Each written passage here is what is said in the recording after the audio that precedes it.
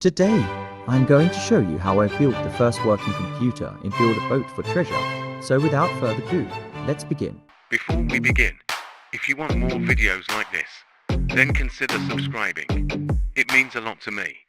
So, my idea here is to make a mechanic that functions like a typewriter. But first things first, we will need the base part for the computer. Hello again. Since CapCut decided to ditch me and removed my favorite AI voice, this AI voice will hopefully temporarily take over. Now that the base part of the computer is done, let's finally start working on a container for the letters. This container will basically store the outputs, which are physical letters that will be displayed on the monitor. Afterward, I worked on the hammer mechanism, which allows me to display the output on the computer.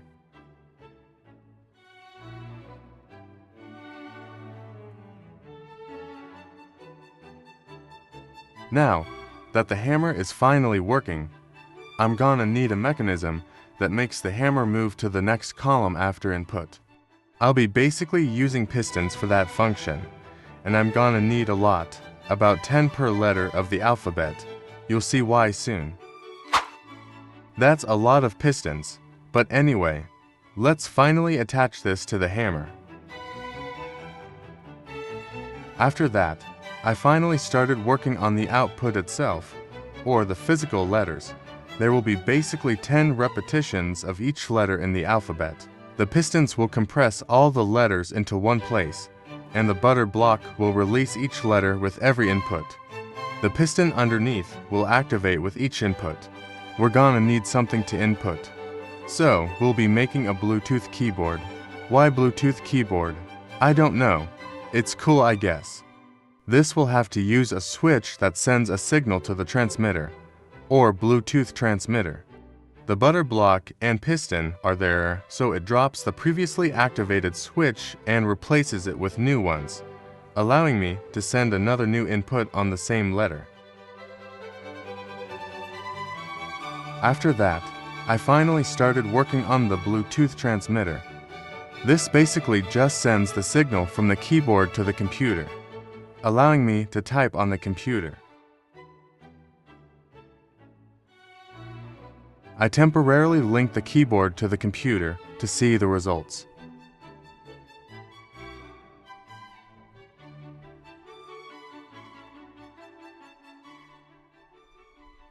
Now, I finally fully made the monitor. It can only display 11 by 7 pixels, or in total of 77 letters. But we have another issue that I expected. How do we make it go to the next row? Piston right. But no, it only goes down with the current column. Our goal here is to make it start with the first column. We have a cool and complex solution with that. So, we gonna make a RAM.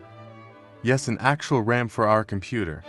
This system will count the number of letters inputted, store that data, and we can just activate the butter blocks to use this data.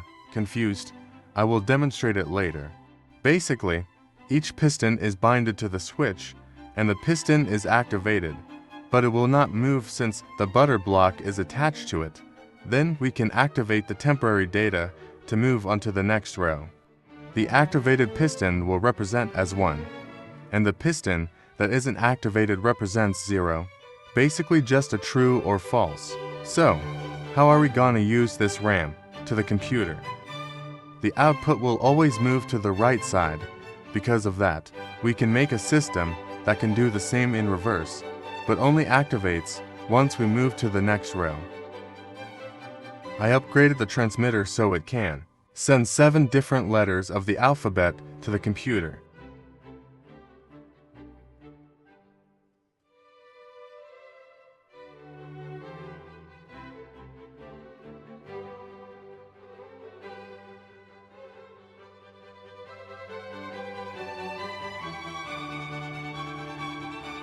So, how do we undo the already inputted text?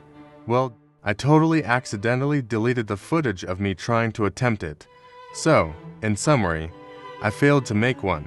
I finally completed the design, allocating 77 bits of memory space for each letter. The modular setup allows me to duplicate modules and assign key bindings with minimal effort easily. I spent about 2 hours fixing the wiring and debugging, as I ran into some issues along the way.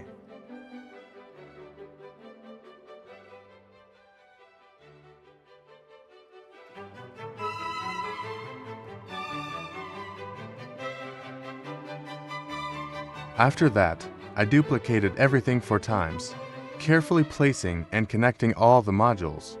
It took me about an hour to set everything up properly.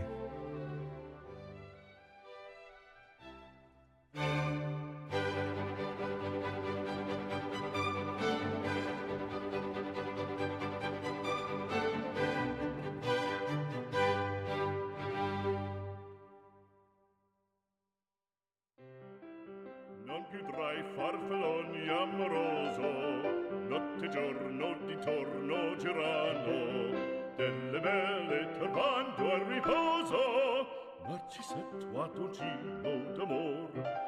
Delle belle turbando al riposo, Narcisetto Adugino d'amor. Non più avrai questi bei panacchini, quel cappello leggero galante, quella chioma, quell'aria brillante, quel vermiglio d'onesco color. I duplicated the setup further, bringing the total to 8 alphabet letters and 154 bytes of RAM. Quel cappello, quella chioma, quell'aria brillante. Non chiudrai farfalloni amoroso, notte e giorno di torno girando, delle belle turbando al riposo, Narcisetto Adugino d'amor. Delle belle turbando al riposo, Narcisetto Adugino d'amor. Fra guerrieri può far bacco, gran bustacchi stretto sacco, schioppo in spalla, sciabla a fianco. Now everything seems to work. Hopefully, there will be no further problems with duplicating everything for one last time. Molto onor, poco cantante, poco cantante, poco cantante. Ed invece del fandango, una marcia per il fango. I finally duplicated everything, and to my surprise, everything is working smoothly with no issues. I apparently spoke too soon. Like why the hell this keys does not output.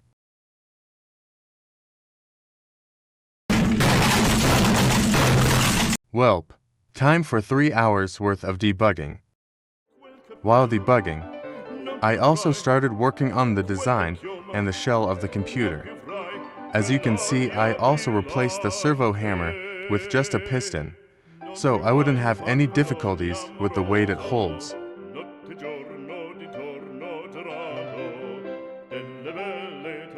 Now everything is fixed. I will now present you the first working computer in Build a Boat.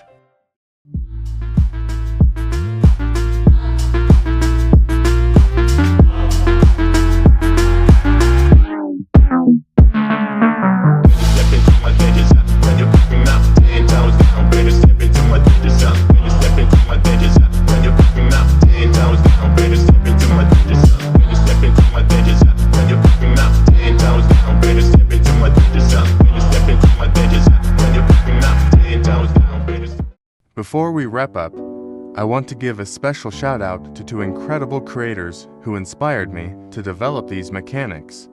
Their creativity has pushed me to try new things, and you're definitely going to love their builds as much as I do. Their channels are linked in the video description, so be sure to check them out and subscribe. Now, as for the build itself, it's not perfect. You might notice some parts falling, but there are limitations I face with Roblox physics that slow down the process. Even so, I'm rating this build a solid 9 out of 10. Despite the glitches, it was a lot of fun to make, and I'm proud of it, especially since it's one of the first of its kind. I hope this inspires future builders to explore the potential of Build a Boat for Treasure computers and push the boundaries of what's possible in the game. That's all for today, and thank you for watching. Godspeed. For the final question, can it run Doom?